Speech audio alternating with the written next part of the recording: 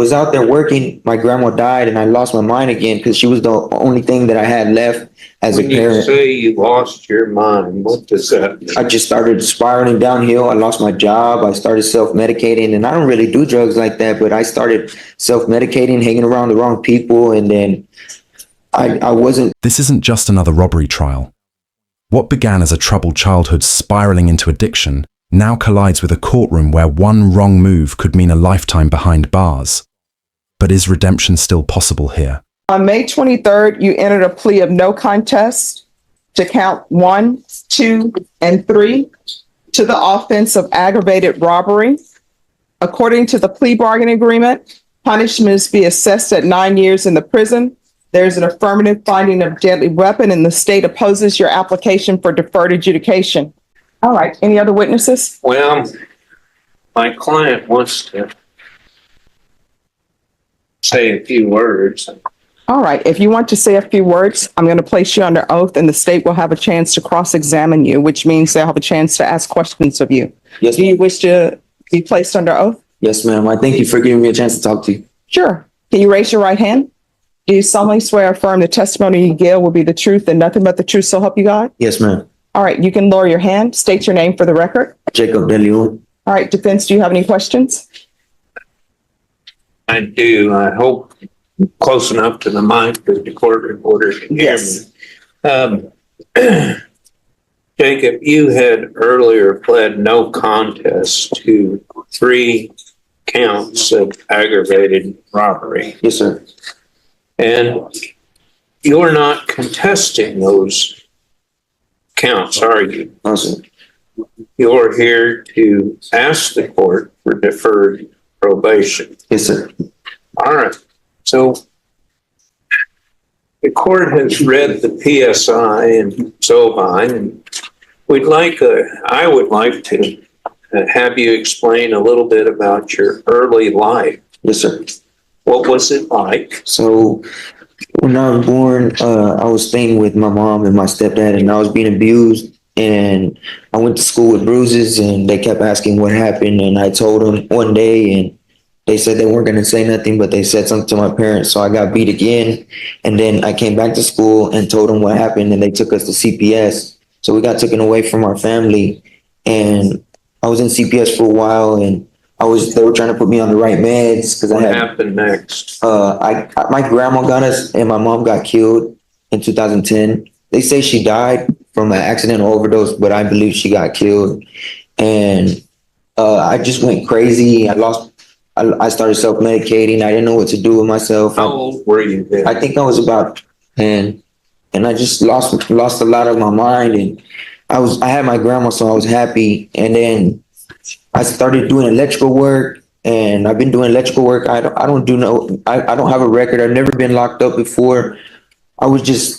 I work and I pay my bills, and I try to keep the little family I got left. And I had my dad, but he passed away while I was in here. So it's just me and my sisters. Well, when I got out, when I was out there working, my grandma died, and I lost my mind again because she was the only thing that I had left as a When parent. you say you lost your mind, what does that mean? I just started spiraling downhill. I lost my job. I started self-medicating, and I don't really do drugs like that, but I started self-medicating, hanging around the wrong people. And then I wasn't taking my medication. I was going to the doctor before, and I stopped taking my medication. So And as a result of that, what happened next? this incident happened, and I was hanging around the wrong people. I can promise you, I'm not that type of person. I don't know what was going through my mind. I was on drugs, and I was self-medicating and wasn't on my medicine. And by the time I realized it, I know I messed up. I went to the Center for Healthcare Services and got help. And What kind of help did you receive? I got on my medications, and they gave me a psychiatrist, and they gave me a counselor, and they started helping me get on my meds. I told them that I messed up and I needed help. So I started looking to try to fix myself, and I just realized I messed up, and there was nothing I could do to fix it. So I tried to do better. And Now, you've been in custody for 3 years. Yes, give or sir. take. Where did you spend part of the time?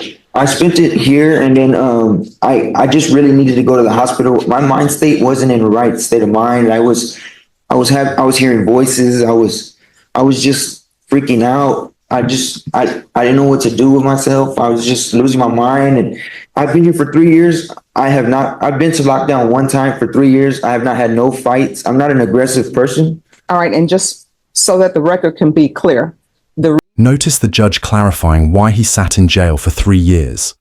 It wasn't punishment, it was competency. The law ensures defendants are mentally fit to stand trial. Do you think that delay was fair or excessive? custody for No. 3 years. I understand that, Right. Your Honor, and what I was getting at was the next part of the story. As a result of this, you ended up in Vernon, is that correct? Yes, sir. To get help, and I think they helped me with my Tell us everything. what they did. They put me on medication. They gave me anxiety medication, bipolar medicine. They gave me sleeping medicine, and I was hearing a lot of voices at the time. What And medicine, what name? Seroquel, Boost Bar. They had me on Klonopin. They had me on Zyprexa. They had me on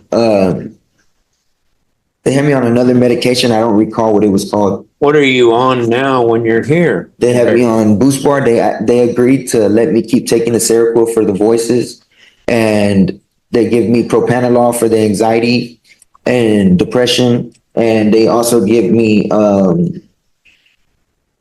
Seroquel, Boost Bar, and propanolol. All right. And you understand that mental illness or extreme abuse as a child is not an excuse for doing what you pled to. Yes, sir. I understand that. So why should this court even consider putting you back on the street or back in society? Because I promised I could be a productive member of society. I will do as much time of probation as you want me to. I promise I will not mess up. I just ask if you could please give me a second chance. That's all I'm asking for. I promise you can look at my back history. I'm not that type of person. I just lost my mind because I lost my grandma, and that was the last thing. And all I got. Here's the critical clash. Abuse and mental illness explain why, but the judge reminds us they don't excuse the crime. Sympathy versus accountability. This is where justice feels most complicated. Should the court lean toward mercy or punishment? Gladly accept that and do better and finish probation, and then I could see them. I will do right. I will be on my medications. What I'm going to do is go to the Center for Healthcare Services and get help. Even if I am outpatient, I please ask that I can be outpatient. I'm going to go through Center for Healthcare Services by myself, as I want to, because they really help. And I also got a doctor I go to regularly. So I'm going to get on my medications, get on the right medications and do right. I plan on still being an electrician. I know a place that'll hire me as I work for a dentist office, and they'll hire me when I get out. Let me stop you right there. Now, the court could order a mental health, not screening, but a program for you to participate in if the court so chooses. Yes, sir. Are you willing to do I that? will gladly go to any programs that they want me to, any classes that I need to. I will show up to everything. I just please ask, can I have one more chance? This is my first time getting locked up. I can promise you I will do all I can in my will to do better and finish probation. I will do as much time as you want. And I know you probably hear that a lot and people mess up, but I can promise you I'm going to do better. I'm not going to hang out with nobody, none of the same people. I'm not talking to any of them. I'm going to surround myself with positive people and just stay out the way and do better for myself, and not just for myself, but for my family and the people around me. I think I could be a productive member of society, and I'm ready to go back into the world and be a better person. If the court orders you to maintain on medicine and report, say, every week or every other week for drug screening, mental health counseling, and or proof of taking your medication, are you willing to do that? Yes, sir. I really don't need the drugs. I don't have a problem stopping drugs at all, because I take medications out there and they work fine for me. They help me. So I really just started doing drugs because I lost my mind when my grandma died. She was like everything to me. That was the only thing I had left. And me and my dad didn't really have a connection. So I didn't really talk to him. And then when I was... This plea for one more chance is powerful, but judges hear it daily. The question is, does his track record of staying clean in jail prove he can succeed on probation? What would you decide? And in me taking my meds, and I promise I will take my meds. I like taking my meds because they make me feel like a better person. Honestly, after I got back from the hospital, I feel so much better. I feel happier. I'm not hearing the voices like I was. I feel like a better person. Like I said, I have not been in no fights since I've been here the whole time. I'm not an aggressive person. I don't cause problems. I try to stay out the way. And Now that you have your medication, you talked about how it is different. yes, sir. Have you ever been on the medication that is prescribed for you before? Yes, sir. I've been through so much medications, and they try to find the right ones for me. I was Did they once find the right one? yes, sir. I was once on Adderall for my ADHD, and then another time I was on another pill for anxiety, and then for the voices and the schizophrenia through a doctor. Now you have medication. You are telling this court that the medication you're currently on works. Yes, sir. I feel like a better person. I feel positive. I know I could get back out there and get back to work. I just please ask for one more chance, and I promise I won't mess it up. If I do, I will gladly do as much time as you want me to do. Well, this is a up to 99-year. Yes, sir. I understand that. I would not be mad at the judge for giving me whatever time she would give me if I mess up. And if the court required you to wear an ankle monitor or a drug patch, can you do that? Oh, yes, for sure. What are you asking of this court that we haven't covered already? Nothing. I just wanted to say I'm sorry for spiraling down and getting in this position. And I just ask you, please give me one more chance. That's all I really just want one more chance. I want to be there with the little family I got left. I lost a lot of family since I've been in here, and I just don't know what I'll do if I lose another one. I'm about to pass you to the prosecutor for questioning. Is there anything that you'd like to say that we haven't covered? I think I covered everything. Ask the witness. So earlier you said that you were hanging out with the ground floor crowd, is that right? Yes, sir. But would it surprise you that in this case, the people that you're hanging around with, they pointed to you as the wrong crowd?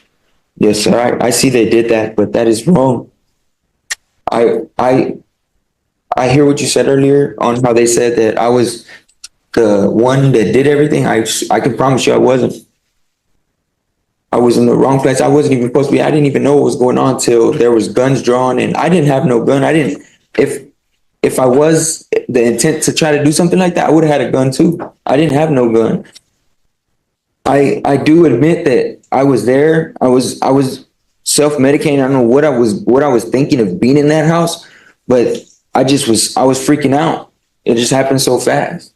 But nothing left that house, I can promise you, in my hands. So it was interesting because you just apologized, said you were sorry for spiraling out and getting to this point. Yes, sir.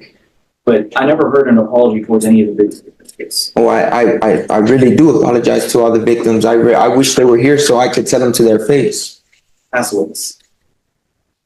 Any other questions? The 3 or 4 other. I'm sorry, he's on redirect. Any other questions? Oh, no, Your Honor. I was just going to make sure that he wouldn't be associating with the other. Sure. Yes, sir. I won't be associating at all with them. All right, any other questions? No, ma'am. Thank you, Judge Boyd. All right, I have questions. Yes, ma'am. All right, how do you know Alfonso Diaz? I met him one day on Facebook, and he was a drug dealer, basically. That's how I know. How do you know Myra Adape? I don't. The prosecution strikes hard, pointing out he never apologized to victims until challenged. That single omission cuts deep, because remorse isn't just words. Do you believe his sudden apology was genuine or simply strategic? Yes. Yeah.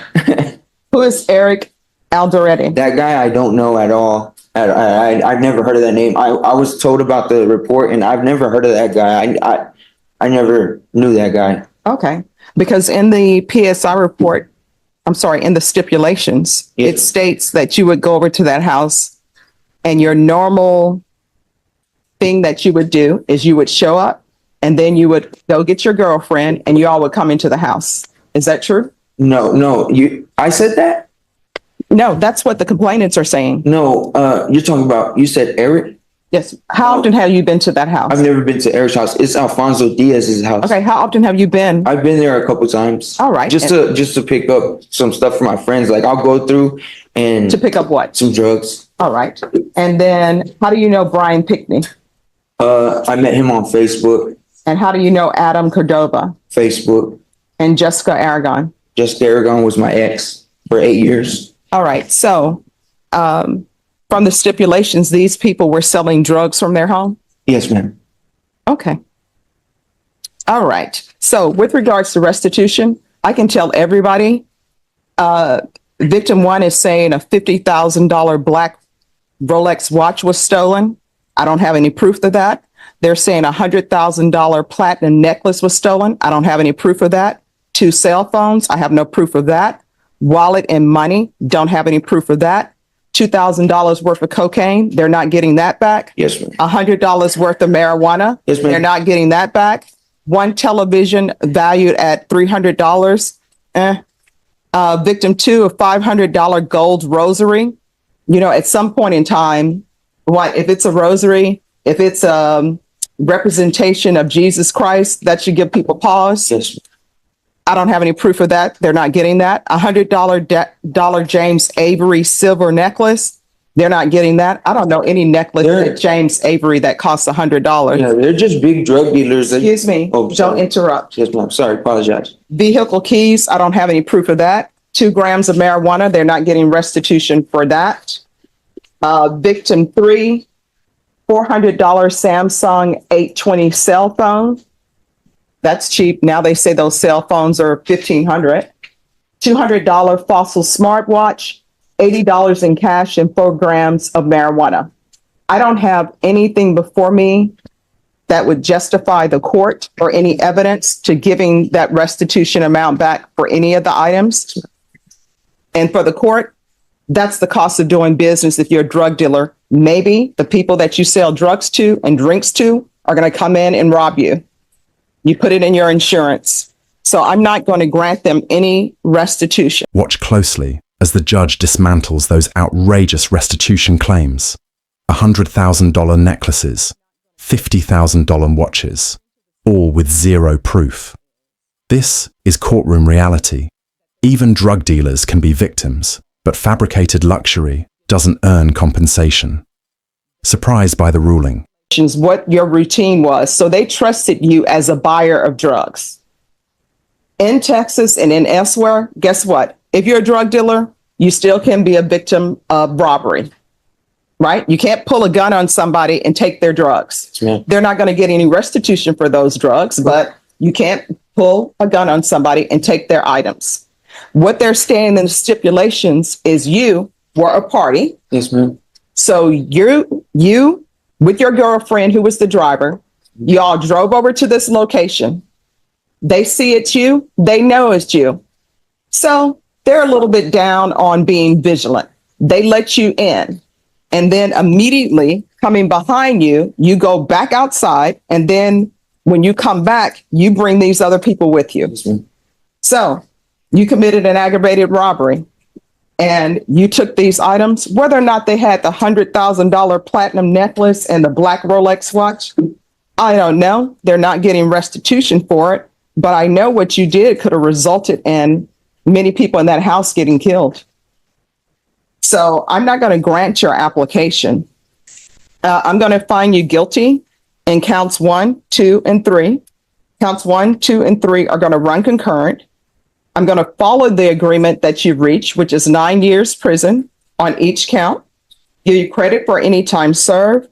There's an affirmative finding of deadly weapon. I'll give him credit for the time that he spent in inpatient treatment. There's to be no contact with Brian Pickney, Adam Cordova, Jessica Aragon, no contact with any minors, Alfonso Diaz, Myra Aldape, Eric Alderete. I'm going to request the therapeutic community and the mental health unit. I have no jurisdiction over the jail, over the prison to have them place you in that program. You're going to have to request it as well. Do you understand? Is there something else you would like to say? Yes, ma'am. Yes. I didn't let them in the house, man. Like, I didn't let them in the house. I didn't let them in the house. I didn't even plan on robbing them. I did go over there. I know I did go over there, but I did not plan on robbing them. I had no gun. I didn't put no gun to nobody. I promise I didn't put no gun to nobody. Well, wait a second. The door opened. This is the stipulations. The door opened before Alfonso could answer it, and defendant one entered. You're defendant one.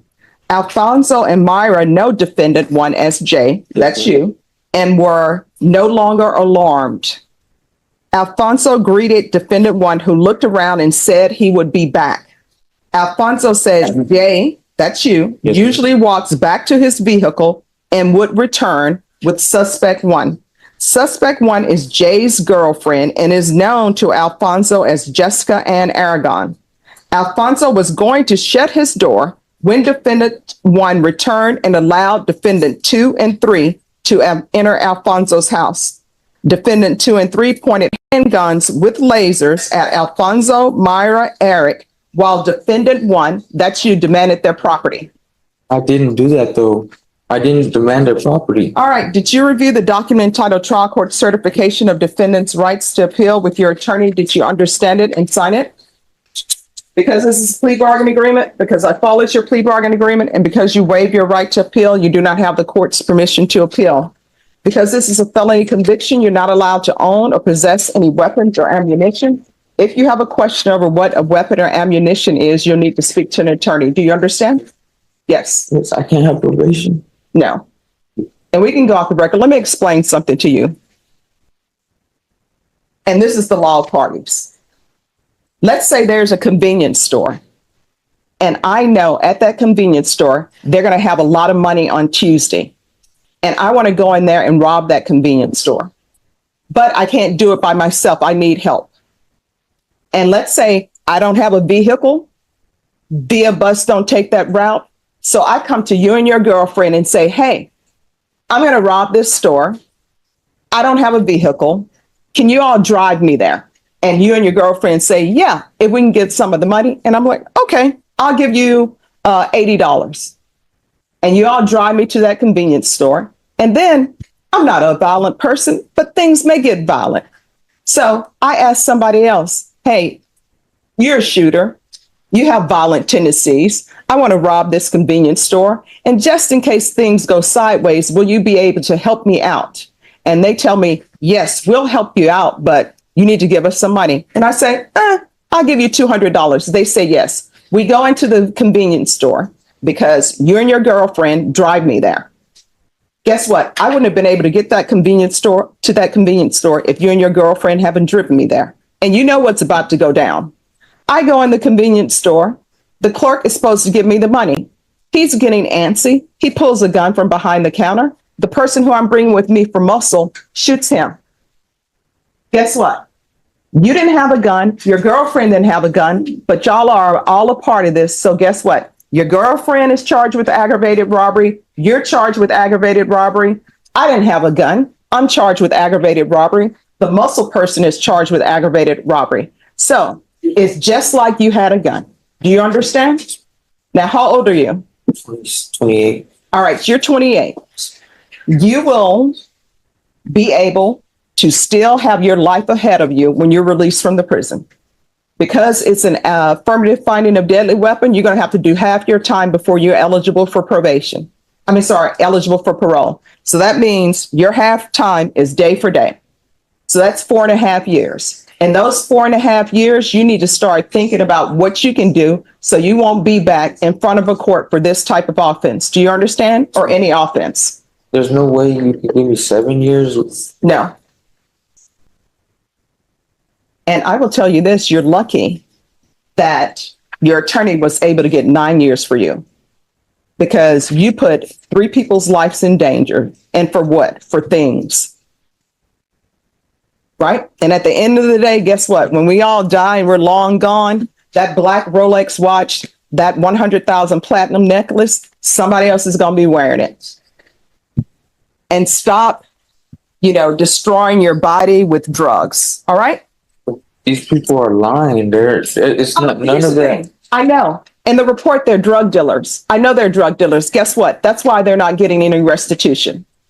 That and the fact that they didn't bring me anything to prove that those items were in fact items that they had. But most of it is lies. All right, thank you. As a judge, we did have one brief impact statement. All right, who wants to give a victim impact statement? It's to be perfect. Oh, It's just a written statement. no. I mean, if they want to give a statement, then they need to come.